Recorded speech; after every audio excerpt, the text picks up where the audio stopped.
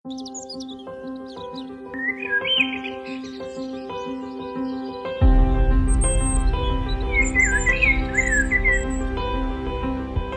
bicara soal hidup dan penghidupan manusia, tanah adalah muaranya.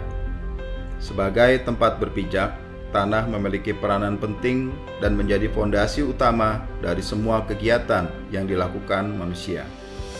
Dalam sistem hukum pertanahan kita, bahkan tanah dianggap bagian dari kepentingan umum yang mempunyai fungsi sosial dan punya peran penting dalam pembangunan. Karena tanah adalah sumber makanan dan sumber penghidupan manusia, merebut tanah berarti merebut makanan. Itu artinya juga merebut sumber penghidupan manusia. Sudah hampir 2 tahun saya berkeliling Indonesia, mencari tahu permasalahan mengenai tanah dan hidup masyarakat kita.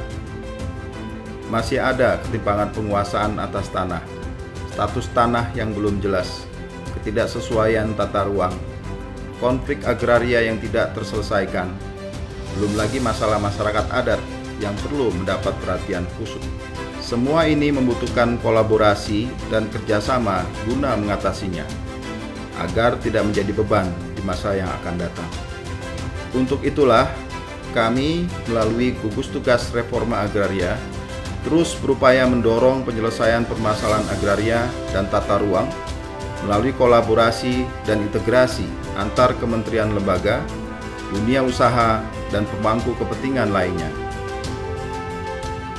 Reforma agraria memiliki tujuan yang sangat mulia, yaitu menciptakan kemakmuran dan kesejahteraan masyarakat, menciptakan lapangan kerja untuk mengurangi kemiskinan, memperbaiki dan menjaga kualitas lingkungan hidup, meningkatkan ketahanan dan kedaulatan pangan, menangani dan menyelesaikan konflik agraria, mengurangi ketimpangan penguasaan dan kepemilikan tanah, serta memperbaiki akses masyarakat kepada sumber ekonomi.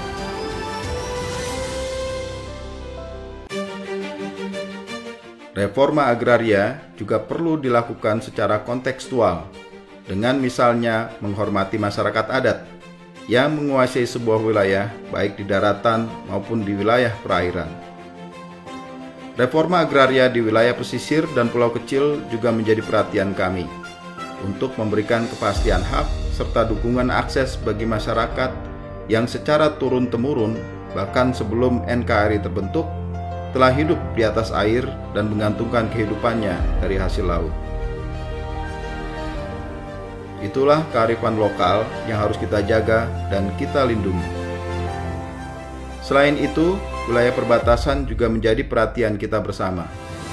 Memberikan kejelasan kepemilikan berupa sertifikat tanah yang berada di area perbatasan, membangun kawasan pedesaan yang berakselerasi menjadi kawasan perkotaan dengan mengembangkan potensi yang dimiliki untuk kesejahteraan masyarakat perbatasan melalui perwujudan pola ruang dan struktur ruang.